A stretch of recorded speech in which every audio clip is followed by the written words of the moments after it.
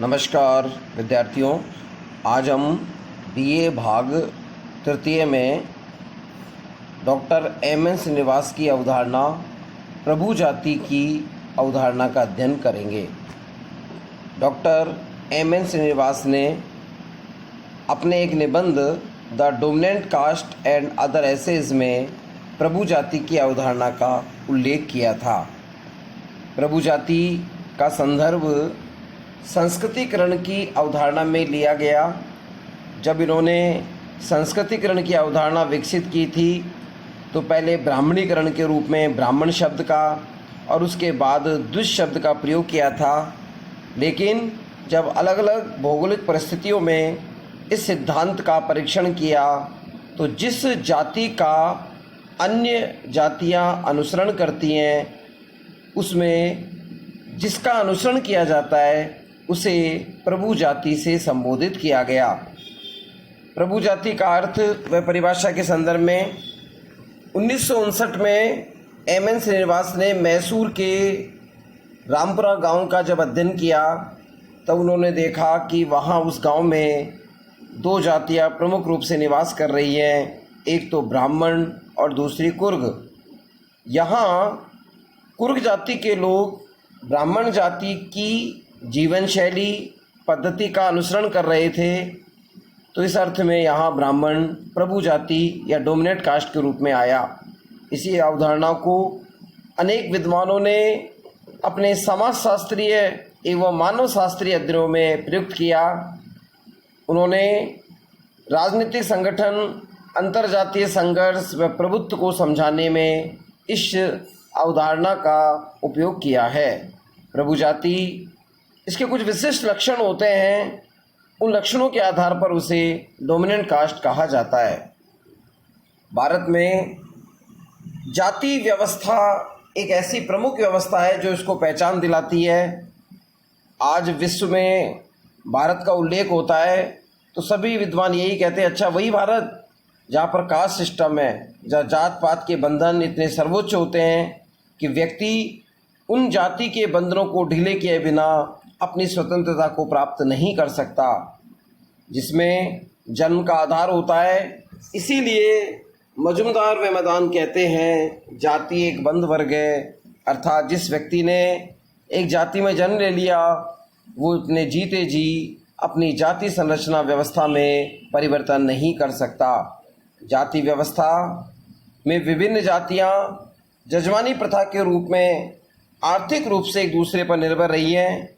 निम्न व उच्च जातियों के पारस्परिक संबंध, भूस्वामी और काश्तकार संबंध, मालिक और सेवक संबंध, साहूकार एवं ऋण लेने वाले संबंध, संरक्षक एवं मानद आदि के रूप में पाए जाते हैं। जातियों के पारस्परिक संबंधों एवं ग्रामीण एकता को समझने के लिए प्रभु जाति की अवधारणा को विकसित किया गया। प्रभु जाति डोमिनेंट कास्ट गांव की वह व्यवस्था है जो राजनीतिक व्यवस्था में शक्ति एवं न्याय और प्रभुत्व को समझाने में योग देती है। इसका आशय है, प्यारे विद्यार्थियों, जो डोमिनेंट कास्ट होगी कहीं ना कहीं उसके पास राजनीतिक सत्ता संबंधी अधिकार होंगे, आर्थिक संसाधनों पर अपना अधिकार रखता है, न्याय और प्रभुत्व की दृष्टि से शक्ति उनके हाथों में होती है। प्रभु जाति की परिभाषा को देते हुए श्रीनिवास कहते हैं, एक जाति तब प्रभु जाति कही जाती है जब संख्या के आधार पर गांव अथवा स्थानीय क्षेत्र में शक्तिशाली हो, प्रभावशाली हो, आर्थिक व राजनीतिक शक्ति रखती हो। यह आवश्यक नहीं कि वह परंपरागत जाति संस्करण में सर्वोच्च जाति हो। इसका मतलब है कि जो डोमिनेंट कास्ट होगी वो कोई ज़रूरी नहीं है कि हमेशा सवर्ण या ऊंची जाति हो, वो अन्य पिछड़ा वर्ग की जाति भी हो सकती है। इन्होंने अपने गुजरात के भौगोलिक अध्ययनों में पटेल जाति का जो उल्लेख किया है जो वहाँ पर डोमिनेंट है। अब वो पटेल सामाजिक संस्करण में भले ही निम्न रही हो लेकिन अन्य पिछड़ा वर्ग के रूप में होने के बाद भी संख्या में अधिक है, पॉलिटिकल पावर रखती है और शक्ति सत्ता का संतुलन की धुरी के रूप में कार्य करती है। अतः डोमिनेंट कास्ट के लिए परंपरागत जाति संस्करण में उसका ऊंचा होना आवश्यक नहीं है। कोई निम्न या अन्य पिछड़ा वर्ग की जाति भी प्रभु जाति बन सकती है। Doctor M.N.. श्रीनिवास आगे कहते हैं, कोई भी प्रभु जाति हो सकती है, किंतु मैंने अब तक किसी भी अछूत को प्रभु जाति के रूप में नहीं पाया। अर्थात उन्होंने यह भी स्वीकार किया है कि कोई अछूत अस्पृश्य जो जाति होती है उसको कभी भी डोमिनेंट कास्ट के रूप में नहीं माना गया, भले ही वो पॉलिटिकल पावर रखती हो या संख्या में अधिक हो। प्रभु जाति के जब आधार की बात की जाती है तो एम.एन. श्रीनिवास ने प्रभु जाति को समझाते हुए कहा, वे सभी प्रभु जातियाँ कहलाएंगी जो आर्थिक रूप से, आध्यात्मिक रूप से और राजनीतिक रूप से अन्य जातियों से ऊपर हो। अर्थात सुचिता के आधार पर वे धार्मिक कर्म कर सकती हैं, आध्यात्मिक चिंतन की पराकाष्ठा पर सर्वोच्च स्थान रखती हैं और वो कहीं ना कहीं आर्थिक संसाधनों पर अधिकार रखती हैं। एम.एन. श्रीनिवास ने प्रभु जाति के जो आधार है उनकी चर्चा अपने एक निबंध में की है और उस निबंध का नाम है the social system of A Mysore village, यानी मैसूर के जो गांव रामपुरा है उसमें द सोशल सिस्टम, सामाजिक व्यवस्था क्या है, इस पर जो निबंध लिखा उसमें आधारों का उल्लेख किया है। पहला आधार है संख्यात्मक शक्ति, अर्थात प्रभु जाति का सर्व प्रमुख आधार उसकी संख्यात्मक शक्ति है। सामान्य शब्दों में वह जाति जनगणना के आधार पर संख्या में अधिक होगी। जिस जाति के लोगों की संख्या उस गांव या स्थानीय क्षेत्र में अधिक होगी उस क्षेत्र में वह प्रभु जाति कहलाएगी। कभी भी माइनॉरिटीज़ के लोग, अल्पसंख्यक जाति को उस शक्ति के आगे झुकना ही पड़ता है और कभी भी अल्पसंख्यक प्रभु जाति नहीं बन सकती क्योंकि वो संख्या में कमज़ोर है। दूसरा आधार है आर्थिक व राजनीतिक प्रभुत्व। प्यारे विद्यार्थियों, राजनीतिक आधार एवं आर्थिक आधार पर गाँव में प्रभु जाति का निर्धारण करती है। जिस जाति के पास गांव में भूमि अधिक होती है वह उस क्षेत्र की डोमिनेंट कास्ट कहलाती है। अगर आपको याद हो तो पहले के ज़माने में जब विवाह संबंध तय होते थे तो ये पूछा जाता था कि तुम्हारे पास कितनी ज़मीन है, कितना बीघा कच्ची है और कितना बीघा पक्की है। कहीं ना कहीं ये उस बात का आकलन करने का आधार था कि वो अपने गांव की सामाजिक संरचना में कैसा स्थान रखते हैं, कहीं वो दबे पिछड़े तो नहीं हैं। डोमिनेंट कास्ट के यदि हैं तो फिर उनके साथ विवाह संबंध में रुचि दिखाई जाती थी। वह जो क्षेत्र, संपूर्ण क्षेत्र प्रभु जाति के रूप में कहलाता था। अगर वह राजनीतिक दृष्टि से भी शक्तिशाली है तो वह उस क्षेत्र में प्रभु जाति कहलाएगी। उदाहरण के लिए अगर हम राजस्थान के संदर्भ में देखें तो सवाई माधोपुर, दौसा और जयपुर अंचल, यहाँ मीणा जाति डोमिनेंट कास्ट के रूप में संख्या में अधिक है, राजनीतिक प्रभुत्व रखती है। नौकरियों में आज की स्थिति में सर्वाधिक ऊंचे पदों पर इन्हीं जाति के लोग हैं, तो इसको हम आज के परिप्रेक्ष्य में डोमिनेंट कास्ट कह सकते हैं। तीसरा आधार है जातीय संस्करण में उच्च सामाजिक स्थिति का होना। कोई भी जाति जब जातीय संस्करण में उच्च स्थान पर होती है तो प्रभु जाति कहलाती है। प्राय ब्राह्मण हमारी जातीय संस्करण की व्यवस्था में उच्च होते थे, वे जाति व्यवस्था में ईश्वर के समतुल्य माने जाते थे। ऐसा जी.एस. घुरिये ने ब्राह्मण की चतुर्युक्ति के सिद्धांत में भी बताया था। इस प्रकार इस सबसे शक्तिशाली जाति मानी गई। इस प्रकार के आध्यात्मिक रूप से उच्च होने के कारण प्रभु जाति में सम्मिलित है। इसको हम दूसरे रूप में भी कह सकते हैं कि वह जाति जो संस्करण में ऊंचा स्थान रखती है, चाहे वो वैश्य वर्ण से संबंध रखने वाली जाति हो या क्षत्रिय वर्ण से संबंध रखने वाली जाति हो, अगर उसका ओहदा, संख्या, बल, सत्ता पर अधिकार की प्रवृत्ति है तो उच्च जाति संस्करण में उसे सामाजिक स्थिति के आधार पर डोमिनेंट कास्ट या प्रभु जाति कहेंगे। चौथा आधार है आधुनिक शिक्षा एवं नवीन व्यवस्था। शिक्षा एवं नवीन व्यवसायों में नौकरी करने वाले उस क्षेत्र में प्रभु जाति के रूप को प्रस्तुत करते हैं, क्योंकि शिक्षित होने के कारण उनका संपर्क राज्य के अधिकारियों से होता है। इन सब बातों का अन्य जातियों पर प्रभाव पड़ता है और वो प्रभु जाति के दबदबे को मानते हैं। अगर किसी इलाके में कोई अन्य पिछड़ा वर्ग की जाति के लोग सरकारी नौकरी में ज़्यादा होंगे, शिक्षा के अवसर उनके पास अधिक होंगे, आधुनिक व्यवसायों को यदि करेंगे तो कहीं ना कहीं वो प्रभु जाति की संरचना को प्राप्त कर जाते हैं। पांचवा और महत्वपूर्ण आधार, संपूर्ण गांव की एकता, न्याय और कल्याण के लिए वो कार्य करते हैं।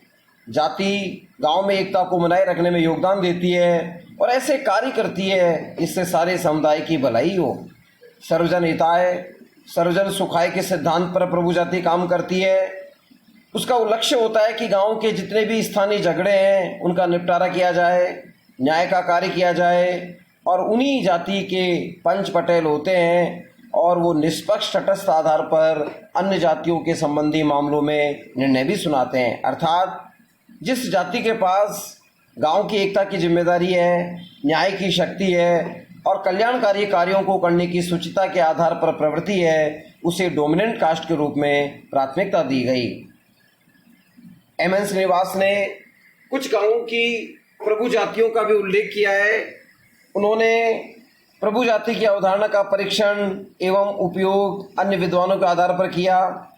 ए.सी. मेयर ने अपने लेख, जो कि south western journal of anthropology में प्रकाशित हुआ, उसमें कहते हैं कि कोई भी जाति यदि इस क्षेत्र के अधिकांश गांवों में प्रभुत्व रखती हो तो उस क्षेत्र की प्रभु जाति कहलाएगी। उदाहरण के लिए आज सीकर झुंझुनू की हम बात करें तो राजस्थान के सीकर झुंझुनू जिले में जाट कम्युनिटी का प्रभुत्व है। वो वहाँ भूमि के स्वामी है और अपना दबदबा रखती है, तो यहाँ पर जाट जातिगत आधार पर प्रभु जाति होगी। अगर उत्तर प्रदेश के ग्रामीण संरचना में ठाकुर जाति का उल्लेख देखें तो ठाकुरों की दबंगी है, कहीं न कहीं अपना प्रभाव रखते हैं, वो अपनी बात को मनवाने की शक्ति रखते हैं, तो वहाँ पर वो प्रभु जाति के रूप में हो सकते हैं। रामपुरा की प्रभु जाति ओक्कालिंगा मानी गई है। श्रीनिवास ने अमेरिकन एंथ्रोपोलॉजिस्ट जर्नल में एक लेख लिखा, द डोमिनेंट कास्ट इन रामपुरा। उसमें मैसूर के रामपुरा गांव में ओक्कालिंगा जाति को प्रभु जाति के रूप में पाया, जो ब्राह्मणों के एक ब्रांच के रूप में पाई जाती है, जो कि मुख्य रूप से कृषि कार्य में लगी हुई थी तथा सबसे अधिक बड़े भूस्वामी ओक्कालिंगा जाति के लोग थे। वे लोग जिनमें सबसे बड़ी आयु का व्यक्ति अपनी जाति के झगड़ों को नहीं निपटाते बल्कि अन्य जातियों के लिए भी न्याय करते हैं, जो उनमें हस्तक्षेप का अधिकार रखती है। सिर्फ हिंदू ही नहीं वरन उस गांव के मुसलमान भी ओक्कालिंगा से ही अपने झगड़े न्याय के लिए जाते हैं। अर्थात धार्मिक आधार पर, सुचिता के आधार पर ओक्कालिंगा प्रभु जाति के रूप में पाई, ऐसा उन्होंने रामपुरा गांव में उल्लेख किया। श्रीपुरम का अध्ययन आंद्रे बेतय ने किया था, जो तंजौर जिले में है। वहाँ ब्राह्मण को प्रभु जाति के रूप में पाया। आंद्रे बेतय ने तंजौर जिले के श्रीपुरम गांव का अध्ययन करके प्रभु जाति की अवधारणा में कहा कि ब्राह्मण जाति उस गांव की प्रभु जाति है।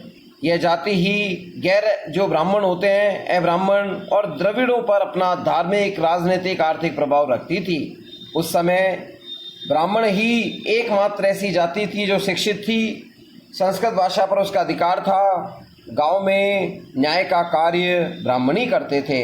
यहाँ तक कि दोषी होने पर द्रविड़ों को पेड़ से बांधकर कोड़े लगाने का अधिकार भी ब्राह्मण को प्राप्त था। ऐसा आंद्रे बेताई ने अपने तंजौर जिले के श्रीपुरम गांव के अध्ययन में बताया और ये माना कि वहाँ ब्राह्मण प्रभु जाति के रूप में थी। श्रीनिवास व आंद्रे बेताई के अलावा बजराज सिंह चौहान ने राजस्थान के राणावतों की सादड़ी नामक स्थान पर जब अध्ययन किया तो वहाँ पर डोमिनेट कास्ट को राजपूतों के संदर्भ में देखा।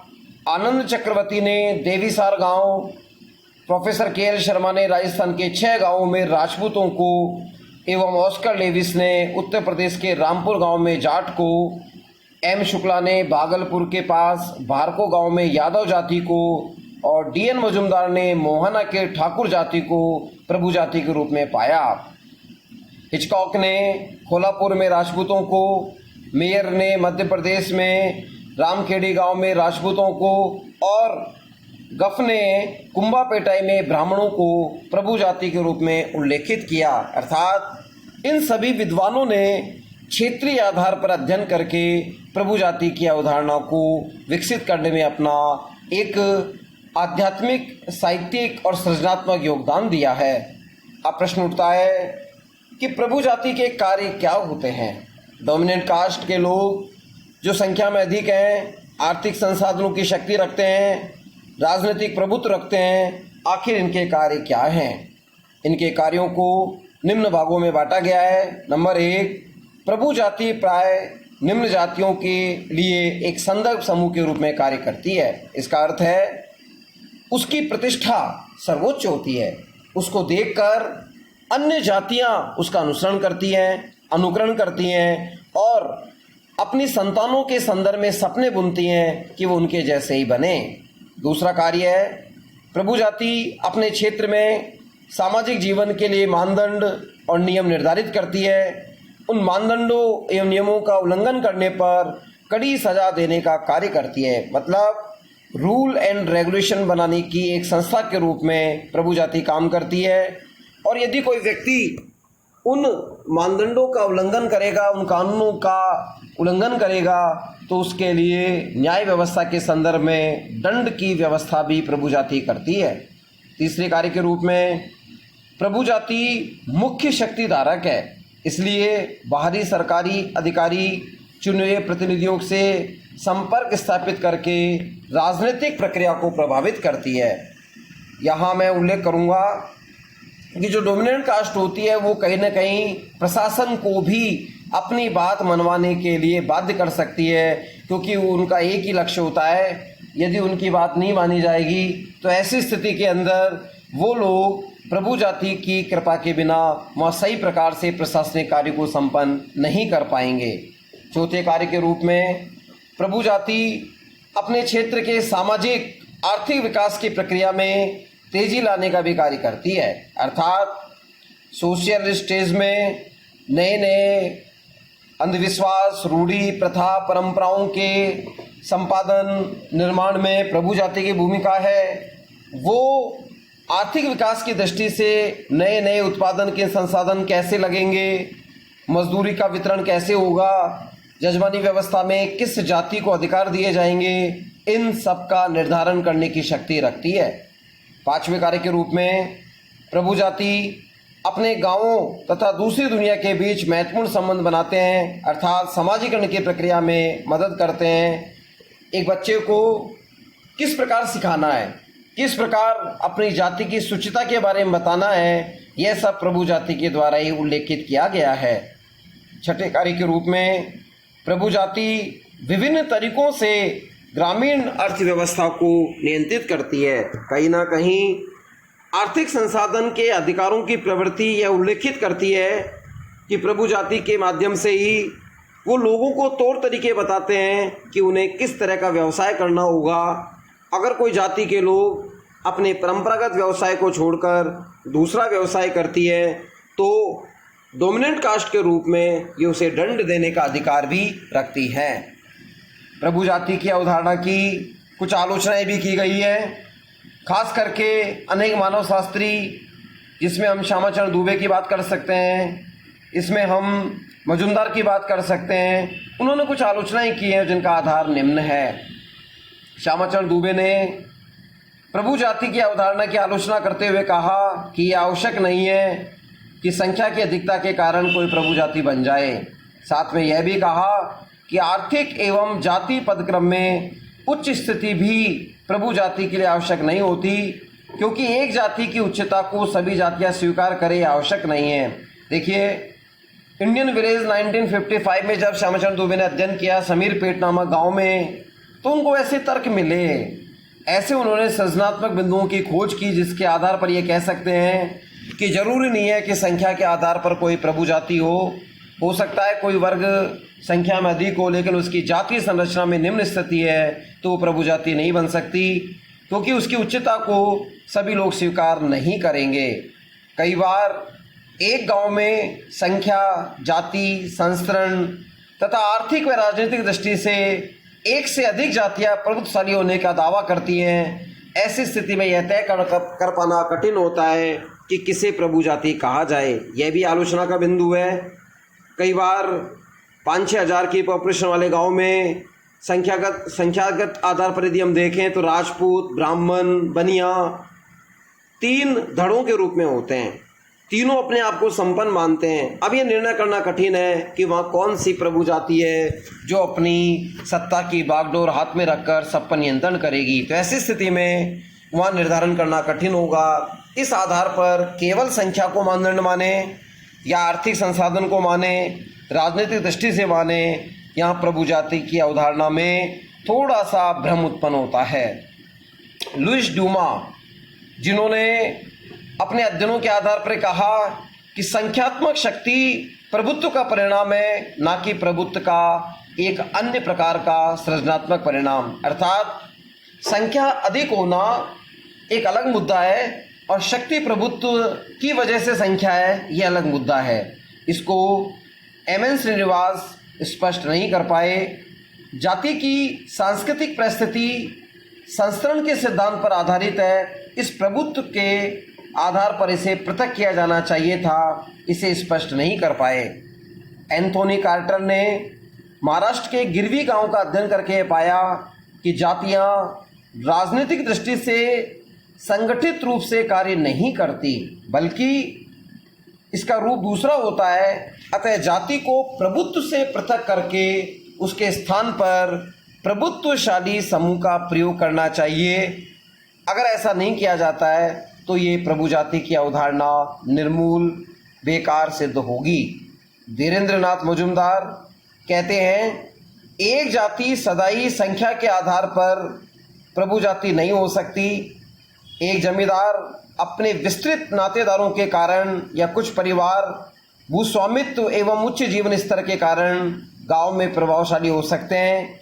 कई बार एक गांव में एक ब्राह्मण, एक साधु, एक जमींदार और एक सामाजिक कार्यकर्ता का भी अधिक प्रभाव रहता है। ऐसी स्थिति में प्रभु जाति की जो व्याख्या की गई है वो ठीक नहीं है। सारांश में हम कह सकते हैं कि प्रभु जाति की अवधारणा का प्रयोग एम.एन. श्रीनिवास ने अपने लेख the social system of Mysore village में किया तथा बताया कि अध्ययन करते समय जाति के सदस्यों की अधिक संख्या आर्थिक राजनीतिक शक्ति के आधार पर एक क्षेत्र विशेष में प्रभु जाति बन जाती है, जो गांव में विभिन्न कार्यों को संपादित करने का अधिकार रखती है। सारांश में हम कह सकते हैं कि प्रभु जाति वो जाति है जिसके पास पहला आर्थिक संसाधन है, दूसरा राजनीतिक शक्ति है, तीसरा संख्या में अधिक है और चौथा सुचिता न्याय के पैरामीटरों में वो अन्य जातियों को मार्गदर्शन देने का कार्य करती है। प्यारे विद्यार्थियों, ये लघु व्याख्यान के रूप में प्रभु जाति की अवधारणा का मैंने उल्लेख किया। आशा ही नहीं पूर्ण विश्वास है आप इसको सुनकर प्रभु जाति के कंसेप्ट को समझ गए होंगे। अगली क्लास में नए बिंदुओं के साथ मैं पुनः उपस्थित रहूँगा। तब तक के लिए आप सभी इसका रिवीजन करते रहें। धन्यवाद।